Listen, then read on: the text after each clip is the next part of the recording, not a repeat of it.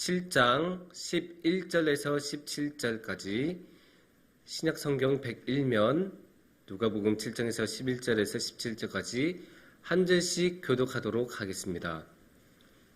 그 후에 예수께서 나인이라는 성으로 가시세 제자와 많은 무리가 동행하더니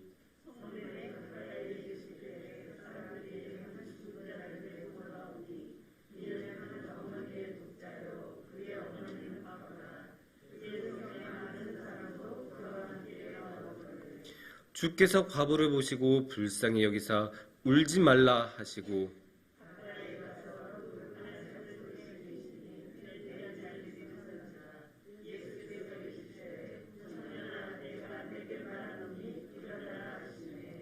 죽었던 자가 일어나 앉고 말도 하거늘 예수께서 그를 어머니에게 주시니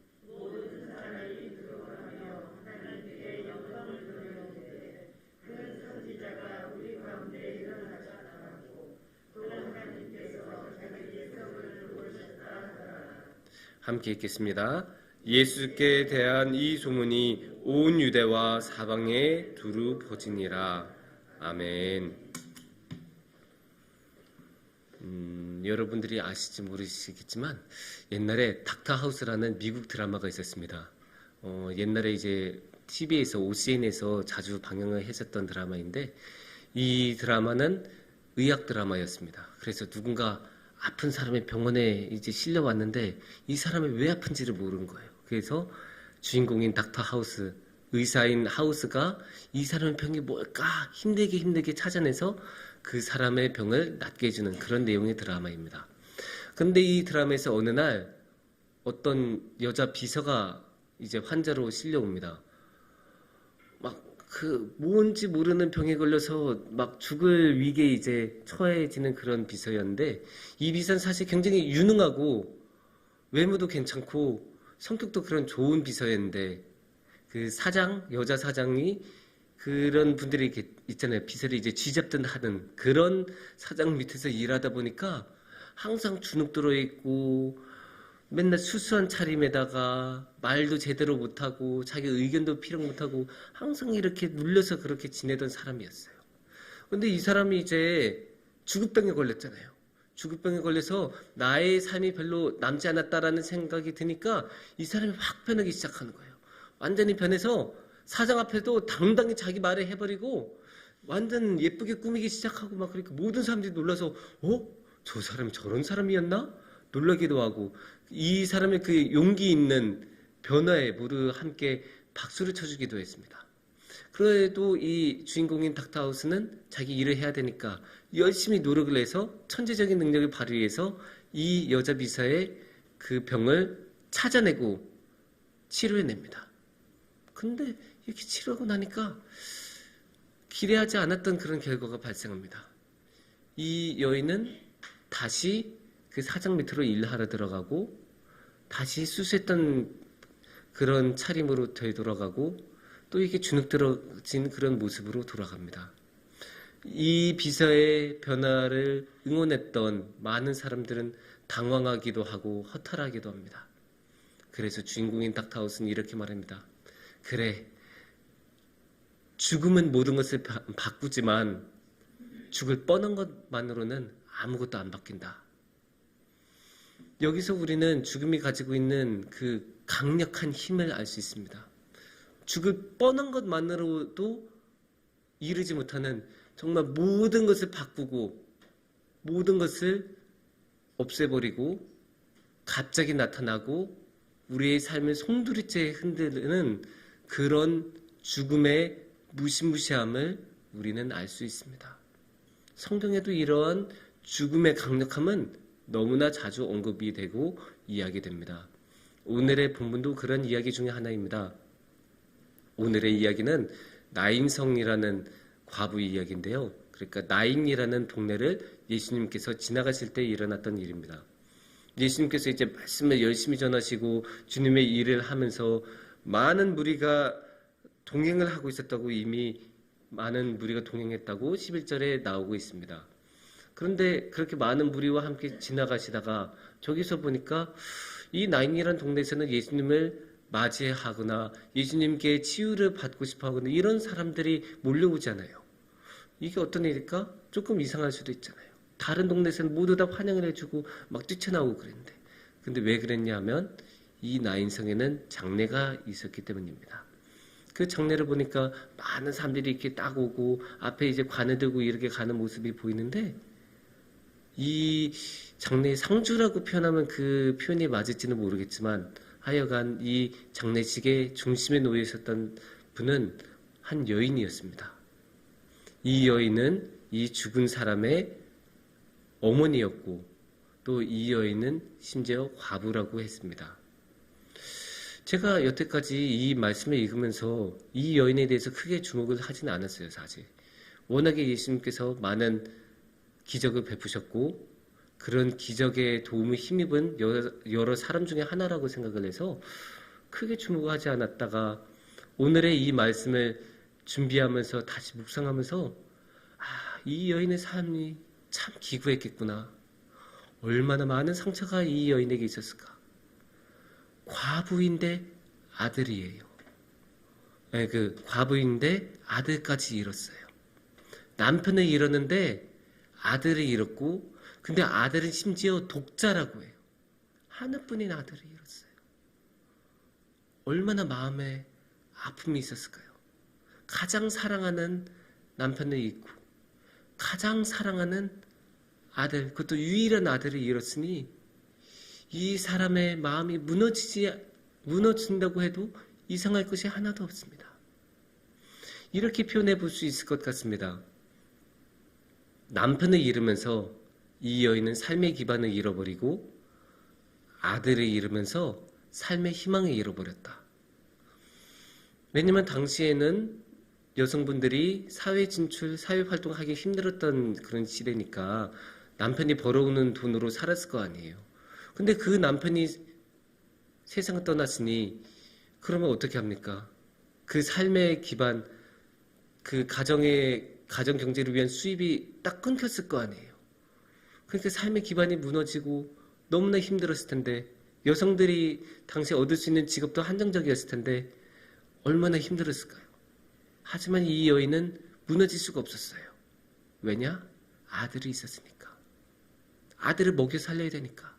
나야 배고파도 내 아들은 먹여 살려야 되니까 이 여인은 그 많은 슬픔 가운데서도, 그 많은 사회적인 어려움 가운데서도 다시 한번 일어나서 일을 하고 삶을 나아가고 그래도 그 어려움을 살아갔어요. 그런데 그 아들이 죽었어요. 그 유일한 아들이. 그래서 이 여인은 다시 일어설 이유를 찾을 수 있었을까요? 계속 일을 해야 될 이유를 찾을 수 있었을까요? 우리나라식으로 말하면 마음속에 한이 맺히지 않을까 싶습니다. 그리고 여기에 그 죽음의 무시무시함이 나타나요. 갑자기 찾아오는 죽음, 모든 관계를 끊어버리는 죽음, 다시는 만날 수 없게 하는 죽음. 다시 한 번만 만날 수 있다면 좋겠건만 죽음은 그렇게 용납하지 않아요. 그게 죽음이 가지고 있는 너무나 힘들고 무시무시한 모습입니다. 그래서인지 사람들은 이 여인의 슬픔에 공감을 하고, 또 뭐 동네가 크지 않았을 테니까 그 작은 동네에서 이웃이 당한 이 큰 슬픔을 모두 다 알았을 거 아니에요. 그래서 이제 12절에서 보면 많은 사람도 도와 그와 함께 나오거늘이라고 나와요.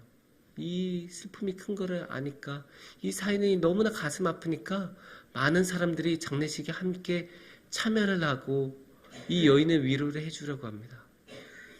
그리고 예수님도 지나가시다가 이 과부의 이야기, 이 과부의 사연을 듣고 이 사장을 듣고 너무나 마음이 아프셨을 것 같습니다. 그래서 예수님께서는 가시던 발걸음을 멈추시고 13절에 보면 과부를 보시고 불쌍히 여기사라고 나와요. 너무나 마음이 아프시니까 불쌍히 여겨주세요. 그 불쌍히 여기시면서 울지 말라라고 해요. 사실 이 장면에서 울지 말라고 하는 거는 좀 이상할 수 있어요. 이 상황에서 어떻게 울지 않습니까? 남편도 잃고 아들마저 잃었는데 어떻게 울지 않을 수 있겠어요? 하지만 이 울지 말라는 말은 예수님께서 공감하지 못하셔서가 아니라 예수님께서는 예수님 방식대로 이 문제를 해결해 줄 테니까 걱정하지 말라는 뜻이었어요. 그래서 위로의 말씀이기도 하고 내가 너와 함께 한다는 말이기도 하고 네가 얼마나 큰 고통을 겪고 있는지 내가 느끼고 알았어. 그러니까 걱정하지 마. 내가 너의 문제를 해결해 줄게. 이렇게 하시는 말씀이에요. 그래서 예수님께는 계획이 있었고 그 계획을 실현할 수 있는 능력을 가지고 계셨어요. 그래서 예수님께서는 나아가서 그 14절을 보면 관의 손을 대시고 일어나라라고 하셨다고 나오죠. 그래서 일어나라고 하시니까 이 청년이 놀랍게도 죽음에서 다시 일어나서 다시 살아 숨쉬고 이야기를 다시 합니다. 예수님께서는 이 청년을 다시 죽음에서 되돌리셨어요. 그래서 다시 불러내셨어요. 그리고 보면 다시 15절에 보면 어머니에게 주시니라고 나오죠. 이 청년이 다시 어머니에게 돌아가도록, 그러니까 어머니와 이 아들 사이에 관계가 끊어졌었는데 그 끊어진 관계를 다시 붙여주십니다. 이게 예수님의 능력이시죠. 예수님은 능히 그런 능력을 발휘할 수 있으시고 또 예수님은 그만큼 사랑이 많으시기 때문에 그 능력을 기꺼이 사람들을 위해, 우리를 위해 사용하시려고 하십니다.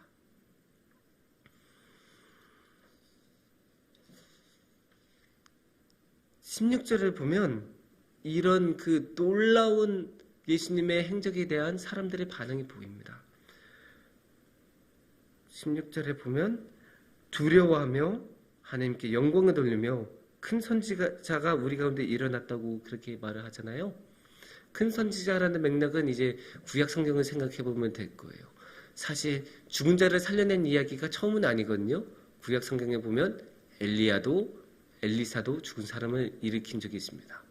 근데 엘리야말로 그 유대인들에게는 예언자들의 대표이고 상징이거든요. 그러니까 딱 그 모습 보자마자 구약 성경에서 맨날 이제 들어오고 읽어왔던 엘리야가 생각났을 것이고, 그러니까 진정한 선지자, 큰 선지자, 능력을 가진 참된 하나님의 선지자가 일어났다라고 그렇게 생각했을 것입니다.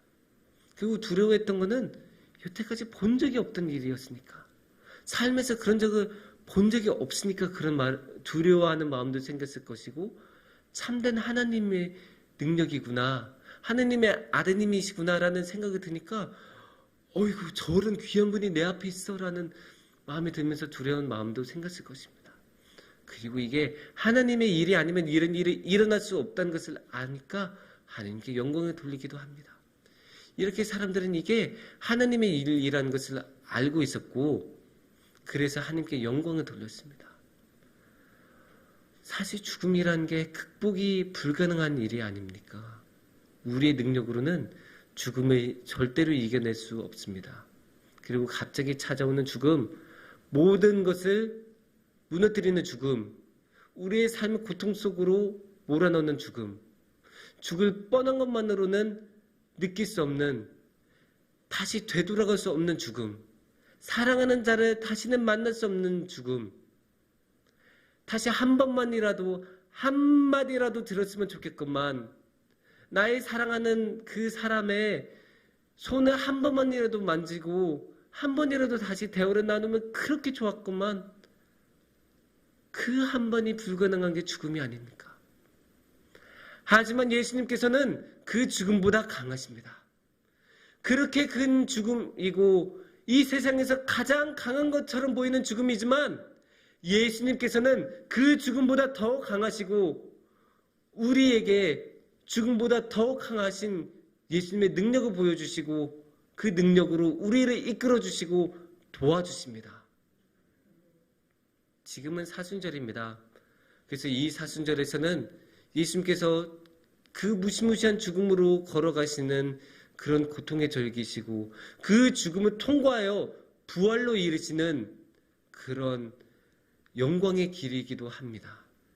그래서 이 사순절 기간 동안 우리가 정말 우리를 위하여 그 무시무시한 죽음 속으로 걸어가신 그 모든 것을 끊어내고 그 모든 것을 무너뜨리는 죽음 속으로 그 죽음을 감내하신 예수님의 고통을 함께 기억하면서, 하지만 그 죽음이 끝이 아니고 예수님의 살아나심이 마지막이라고, 죽음 이후에 삶이 있다고, 예수님과 함께하는 삶이 있다는 것을 함께 기억하시는 그런 사순절이 되기를 바랍니다.